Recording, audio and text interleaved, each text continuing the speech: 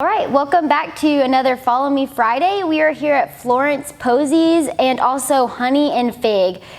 She owns both of them, but they're both in this really cute warehouse, and we're just ready to figure out some questions that all of us have had.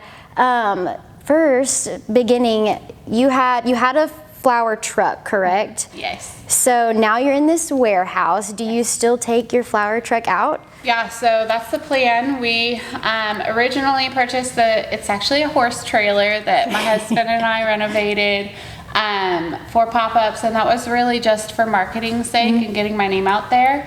And then it became pretty evident in about August that I could not keep up with the capacity and demand, especially with weddings and events. And so we started looking at brick and mortar businesses. And so we landed here. But our intent is to still use the flower trailer and do markets and events in the spring probably and into the summer, just when weather is nice and we can get out and kind of market in other places as well. So of course. Yeah. And so how did your love of flowers come about, and really just the idea of the truck and wanting to do that for people? Because I love flowers, so I just think it's adorable, but I really want to know what drew you to this type of business. Yeah, so honestly, I've loved flowers since I was really little. I grew up in Ohio, and they just grew wild all the time, and so I remember going out and picking wildflowers and taking them to my neighbors' houses when they would move in next door. And so I've kind of always had like a love for flowers and just this hospitality since I was really little. And so I feel like that kind of has just always grown and grown. And as I got older, that turned into making arrangements for baby showers and bridal showers and friends and birthdays. And my husband's aunt is actually a florist as well. Gotcha. And so I've learned so much from her. We've spent literally hours late into the night just picking her brain on flowers. And caring for flowers and just, doing all things floral. She did events. She actually did our wedding. And so I've learned so much from her. Gotcha. And that's kind of where the flower side of things have come from. So as far as the idea behind the trailer goes, I actually pitched it to my husband at the beginning of last year, right before COVID hit, which is crazy. And usually I'm an Enneagram 4, so I have this tendency of like dreaming big dreams. And I'll pitch them to my husband, and he's a 3, so he's like my realist. And so usually I'll like pitch an idea, and he's like, yeah, that won't work. Here, let me run the numbers and tell you why that won't actually be sustainable. And so I was kind of expecting that and was just like, hey, here's this idea. What do you think? And he stopped and thought for a minute, and he was like, I think that's the most genius idea that you've ever come up with. He's like, it encompasses everything that you love, everything you're passionate about. The flower trailer specifically was very low, like overhead costs, and just like, if it didn't work out, we'd be out a couple grand versus, starting from the ground up. It could have been a lot worse if it wasn't successful. So he was like, this actually makes a lot of sense. He ran some numbers, and he was the one who pretty much immediately was like, let's go look at trailers. Let's start this. Which having his support in that was really important for me as well. I'm a mom of 3 and have stayed at home with them this whole time. And so there was definitely a lot of like underlying mom guilt as well of like, what is it going to look like for me to have a business and still prioritize family, and prioritize our kids. And so anyway, but he really just supported me, and we started with the trailer, and it grew and grew and grew, and then now we're here, which is crazy. And it grew in a short period of time. That's awesome to hear. Despite COVID through everything. Insane. We love that. We love a good success story. Speaking of flowers, how do you get them? I mean, there's different seasons of flowers, and I don't know how that all works, but do you have like a supplier of flowers, or is it just from all over the world? I don't know. So the way that wholesale flowers work is they come in from farms all over the world to a wholesaler. Okay. And then the wholesaler is the person that distributes to the florists. And so there actually is a local wholesaler here in Abilene. Lee's is the name of the business. And I do get some of my stuff from him. However, a lot of the stuff that I get, he doesn't have available. Gotcha. And so like the peonies, the dahlias, the garden roses, ranunculus, etc., I'm not able to get from him. And so I actually have outsourced to a wholesaler out of Fort Worth Wholesale, and they are distributing flowers to several of the florists here in Abilene on a weekly basis. And so I just pay a delivery charge and they come and bring me all my flowers. Yeah. That's awesome. So other than flowers, y'all have gelato here, and that's also part of y'all's business. Where did the idea of gelato come from? Gelato and flowers, I love it. Yes, so that's funny because with my husband being usually the one who it keeps me grounded, and I'm usually the dreamer, I had thrown out this idea for gelato honestly probably 6 or 7 years ago. Just like hey, this would be cool and this would be cool, you know, it's one of my random adventures that I want to do someday. And never really thought anything of it, but I did like have a Pinterest board and have these different ideas rolling in the back of my head. And then when we were looking at a brick and mortar space, we saw this space and we loved it. But for just a flower shop, it was too big. Yeah. And it didn't make sense for us to use up this amount of space for just flowers. And so, and also with the hospitality thing, I really wanted an opportunity to have people come and actually linger and stay a while. And they wouldn't do that if it was just flowers. If they were just coming in, grabbing a bouquet and leaving, they wouldn't linger. And so I wanted to just have something that caused them to want to stay a little longer. And so my husband actually though was the one who, when we were talking about this space and feeling like, man, this is totally where the Lord has us. This is it. He was the one who was like, let's do gelato. Let's just do gelato. I'm so glad he said, let's do gelato. And I was like, man, gelato and flowers, that's kind of a perfect combination. Yeah. You know, it's like perfect date night spot, perfect spot for families to come and hang out. Because that was another thing, is just with 3 kids, feeling like there's not a ton to do for families here in Abilene, and just wanting to, especially in the downtown area, and wanting to add to that and add to the community in that way. And so, and then as far as like the actual making of the gelato, we have an incredible chef, Sydney, who has been a really good friend of mine for, 7 years now. When she first moved here, was the first person she met. And so we've been good friends for a long time. She hosted 2 out of 3 of my kids' baby showers, and we've been good friends for a long time. She's an incredible chef, and we always talked about doing an adventure together, a restaurant of some sort. And so this was also an opportunity for us to get our feet wet in the food industry and just kind of see what that looks like, because we heard so much negative feedback, like, don't do a restaurant, that's crazy, they can go down really easy and stuff. And so, you know, we wanted to take a risk, but not a huge risk right away. And so this was kind of that, getting our feet wet in the food industry, trying to figure out what it looked like to deal with health code stuff and city stuff and all of that. And so that kind of gave us an opportunity for that. Yeah, and I don't even know. I mean, I guess we don't have a whole lot of gelato here in Abilene. There's one other shop. Gus's Gelato is in Cordell's. His gelato's fantastic.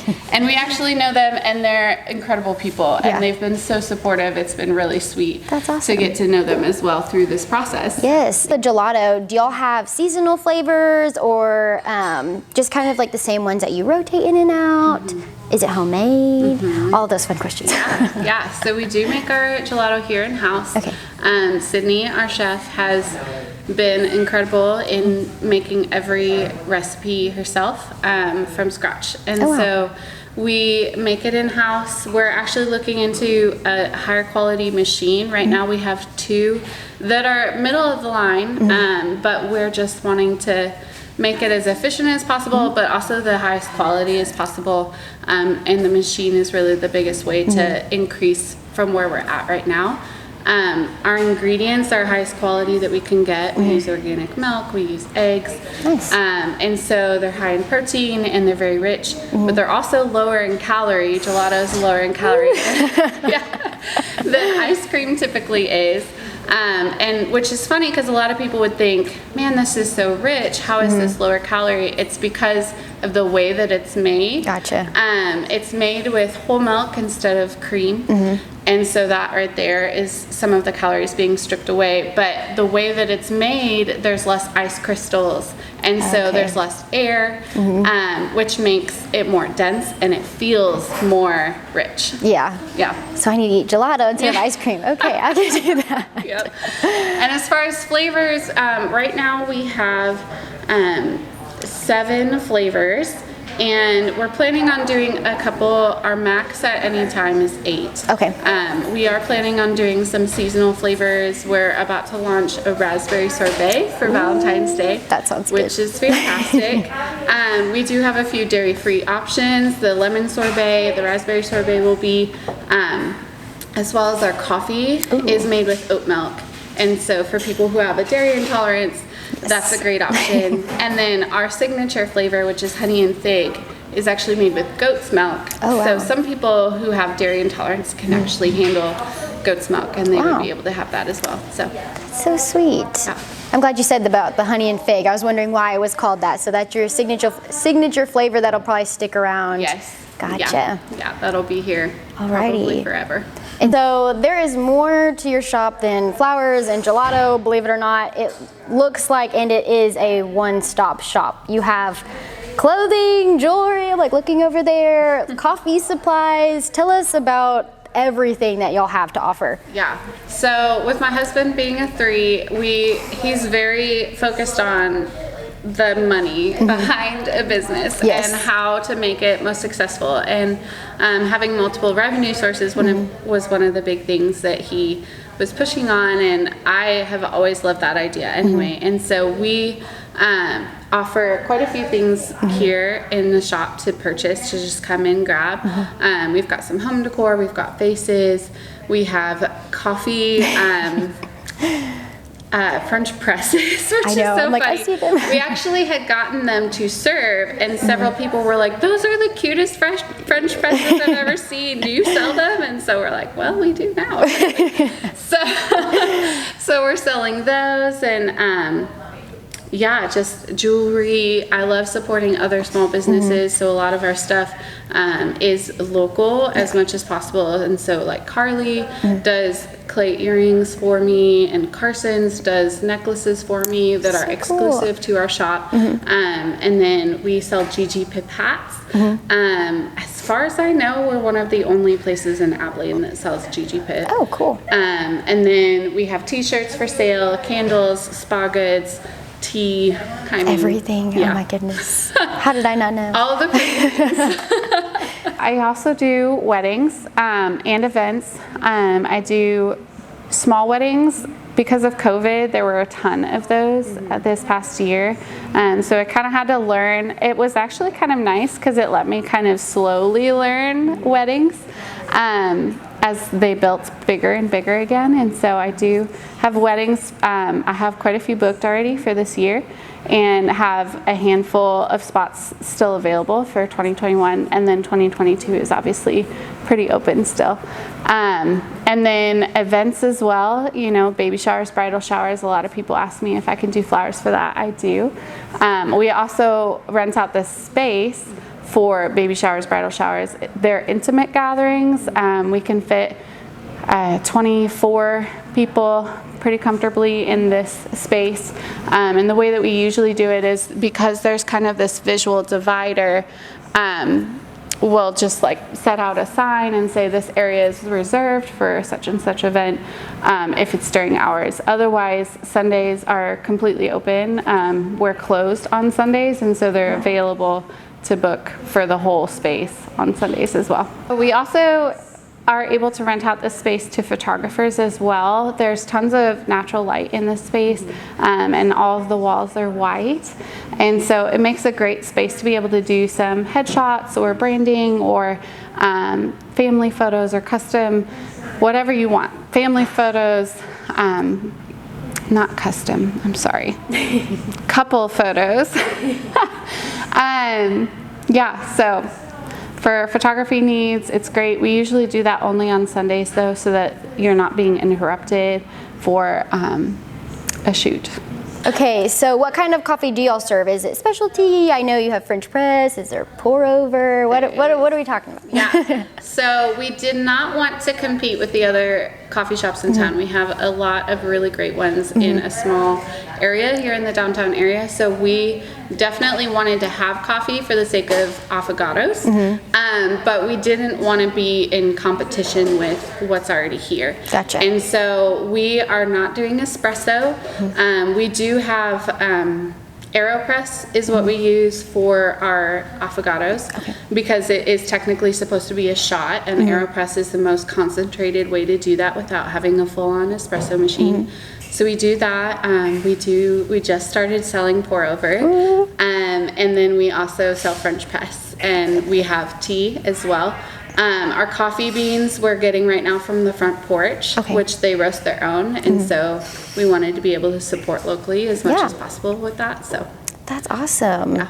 So another way, I guess y'all probably thought of it so that people do stay here longer, you do flower workshops. Can you tell me a little bit how that looks and what they do at these workshops? Yeah. So my floral workshops specifically are for arrangements, and so people pay $75 for a spot, and they come, and I've got flowers ready for them to create their own arrangement. And so they get to pick the flowers. I kind of explain my process. I explain care for florals and how to prolong your arrangement and stuff like that. And then we do about an hour-long teaching time where I get to teach them how I make arrangements. There's no right way to do it. But just kind of my process and how I create an arrangement. And then we always have snacks and drinks and stuff like that. So it's just a fun girls' night out, or guys' night too. They can come. Haven't had a guy come yet, but they could. Yep. And it's fun. When do you do them? Is it kind of like a scheduled monthly thing, or just when you get a big enough group to have a workshop? How does that work? Yeah, so as of right now, I'm doing them quarterly. I may start adding in more as just our name grows and people hear more about us. I did several last year already, and then I did a Christmas wreath one for the December month. And so I'm not quite to a point where I'm doing it every single month, but every couple of months I'm doing it. And then, people are signing up, and it's been great. Along with the workshops, you also do flower subscriptions, which is awesome. So do you deliver them, or do people come and pick them up, or do you kind of have different options on that? Yeah, so we actually have both available, delivery or pickup. Standard pricing comes just with a pickup. You can do it weekly, bi-weekly, or monthly, just depending on how often you want fresh flowers. And so, and then delivery we do within Abilene city limits for $10 each time. And so, and it's kind of, you get it for cheaper the more often you get it, if that makes sense. So if you're just doing one time a month, then you're doing $25. We just changed it, so I was wanting to make sure I said the right number. So $25 for a monthly subscription, $24 for bi-weekly, or $23 for every week. Oh, nice. And so, that just gives people the opportunity to have fresh flowers in their home all the time. Yes. They're just a small bouquet. It's half a dozen flowers, so it's not anything extravagant, but just having something nice and fresh on a regular basis is really great. No, that's a great idea. I've never thought about that. I'm always trying to find different subscriptions, so I'll probably be on that pretty Yeah. So I know you're telling me a little bit about your future plans for the courtyard area. Can you tell us a little bit about that? Yeah, so the owners of the building, Scooter and Nathan Hawthorne, own the building and we're leasing it from them, and they also own that lot that's right out front, which originally was just this vacant lot, and we were haphazardly using it as parking, but not really. And so they ended up deciding to make it into a courtyard. Yeah. And so they put in a stage. We're going to start having live bands come that'd be and play. awesome. And there's going to be lawn games and chairs and hopefully some fire pits as well. And so it'll just be a place to, again, come stay, linger, and be outside and spend time with family and That's all awesome. of the good things. So do y'all have any new things coming out that you'd like to tell us about? Any new ventures from this point on? Yeah. So we're crazy. And despite the fact that I'm due here in April with baby number 4, we are starting a whole nother adventure called Gather. It's a farm-to-table restaurant, and we're actually doing it right next door. And so it's going to be lunch and dinner, and Sydney, our chef, is going to be transitioning over as head chef for the restaurant. Wow. And we're training up a sous chef right now for the gelato. She'll still be head of recipe making and stuff like that, and we will serve the gelato at the restaurant. But we just wanted to be able to have more restaurant options down in the soda district specifically. There aren't any, and so there's bars and now gelato, but there's not a place to eat dinner. Yeah. So we wanted to add that to this to this part of town. And it's very family oriented. You can go get dinner and then come make flowers and get your gelato that's still going to be here. Yes. But I actually did not realize that y'all were the ones doing Gather, because I was telling them, I was like, oh my gosh, there's this new restaurant coming out. It says That is so this is cool. Crazy Pattens. Oh my goodness. We love that it's family oriented and that it is truly a one-stop shop, and we thank you so much for letting us come and figure out all of the things that you offer. That is it for this Follow Me Friday. If y'all have any more questions, she has a website. I'm sure she has everything that you could possibly need to find Florence Posies, and thank you so much. Thank you. When your home needs to sell, pick the price.